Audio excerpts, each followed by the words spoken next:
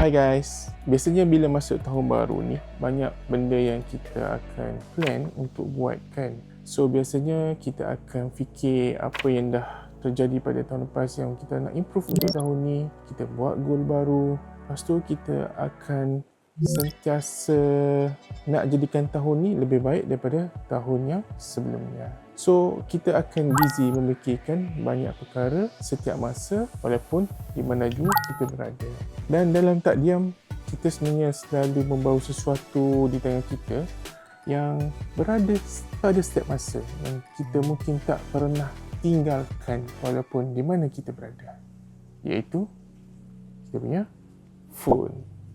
Betul tak? So, jadi dalam video ni, saya nak kongsikan pengalaman saya menggunakan iPhone 17 Pro Max ni selama sebulan penggunaan daripada hujung tahun lepas di mana saya telah beli. Kalau korang masih belum menonton video saya yang sebelum ni, boleh tonton dekat video playlist. Dan hari ini boleh dikatakan roughly dalam sebulan dah saya menggunakan iPhone 17 Pro Max ni. So, saya akan kongsikan pengalaman saya menggunakan iPhone 17 Pro Max ni daripada sudut pandangan orang awam ataupun pengguna biasa, bukan sebagai tech reviewer. Bukan kita nak hypekan pasal phone ni, sebab phone ni pun sendiri ada kekurangan dia. So kalau korang suka vibe video macam ni, jom sama-sama saksikan video ni sampai habis.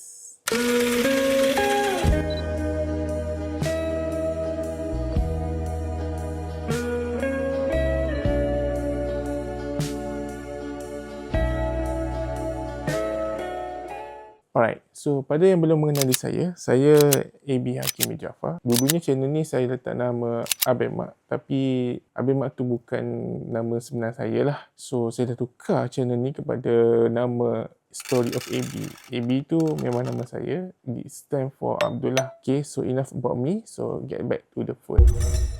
Okay, selama sebulan penggunaan saya dengan phone ni, saya boleh katakan dah habislah fasa honeymoon saya bersama dengan phone ni.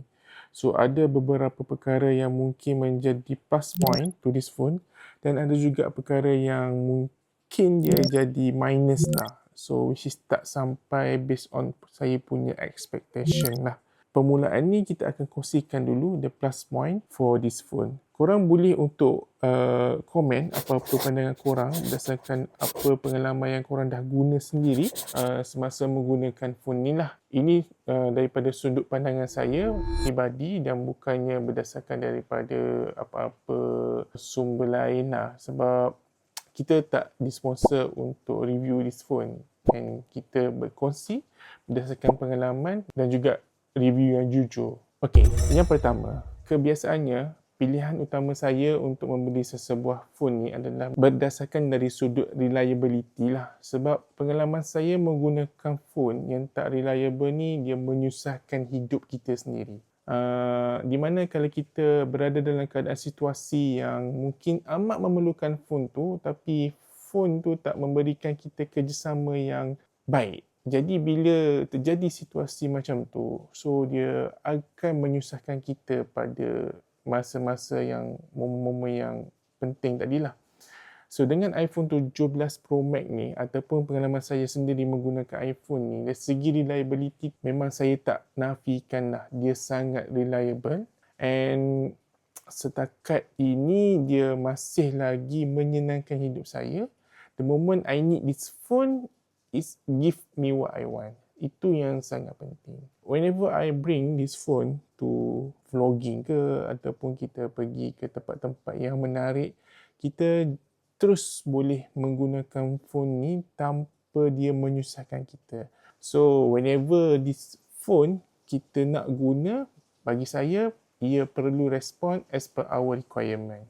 So, that's one thing yang saya suka dan saya rasa phone ni give what I want lah dari segi reliability.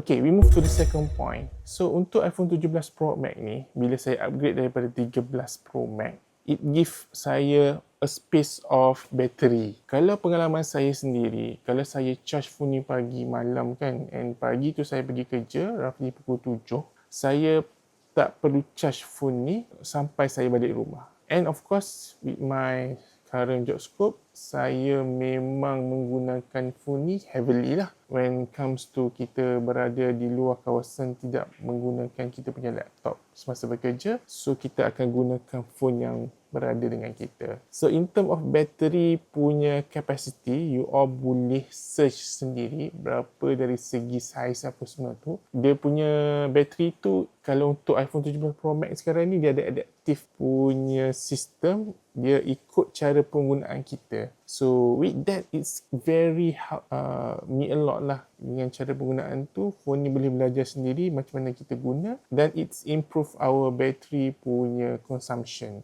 So far saya sangat suka dengan bateri yang Apple bagi ni dekat iPhone 17 Pro Max. So untuk bateri ni dia hanya bukan sekadar capacity tapi it's come also with the software yang membantu untuk optimize the battery itself supaya dia boleh digunakan dalam masa jangka yang panjang. Dan untuk saya sendiri itu amat penting sebab banyak lagi benda lain yang kita nak fokuskan selain daripada bateri itu saja kan. Right. So we move to the third point. Dari segi prestasi dan juga konsisten.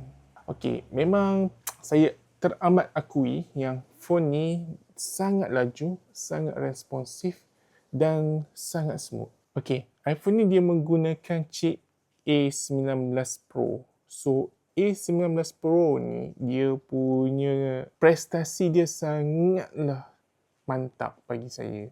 So dia tak pernah lagging. Kalau kita banyak buka apps pun kan, so the performance tu tak adalah rasa drop. And dengan the new vapor chamber sekarang ni, dari segi penyejukan untuk phone ni, dia membantu phone ni berada dalam tahap optimum dan walaupun penggunaan heavy, phone ni biasanya akan jadi panas kan. Tapi dengan the new, bukanlah kata teknologi baru sebenarnya, tapi dia merupakan teknologi yang ditambah kepada phone Apple sejak setelah sekian lama. Gitu. Barulah Apple ni masukkan vapor chamber ni. So vapor chamber ni as cooling method untuk phone pada zaman sekarang ni boleh dikatakan efisien lah. Sebab dah ada juga phone lain yang menggunakan kipas untuk penyejukan, terutamanya phone gaming lah. Jadi bila kita dapat prestasi yang baik, nak main apa-apa game, nak buka software, nak buat editing dekat phone ni, memang tak ada isu. Saya boleh lakukannya tanpa was-was. Ada yang was-was. Keempat. So untuk keempat, mungkin plus point yang keempat, saya boleh katakan ialah dari segi sudut pandangan dari sudut pandangan mata kalau untuk manusia, pandangan kamera untuk phone. So untuk phone ni, kita boleh klik dia punya button kamera ni, kan, dia terus keluar dia punya kamera punya function tu.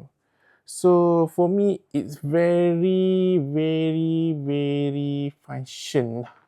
3 kali saya sebut very tu.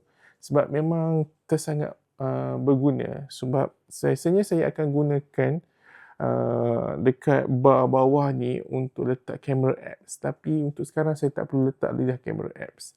Saya boleh gunakan another apps dekat bar bawah ni untuk apps lain.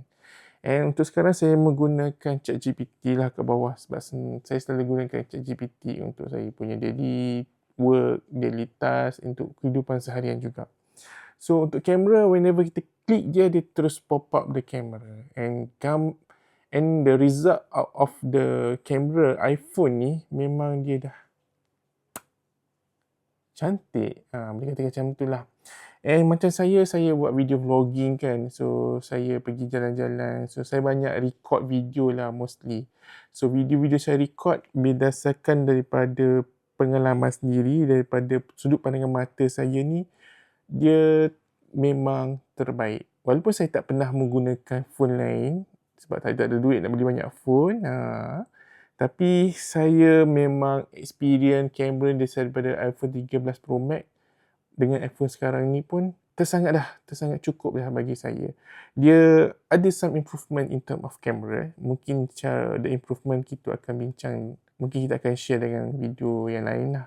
Bila kita keluarkan kamera, kita snap the picture tu dah enough untuk saya gunakan kalau saya nak share dekat saya punya media sosial ataupun saya nak gunakan untuk certain thing, macam nak ambil gambar dokumen and everything kan.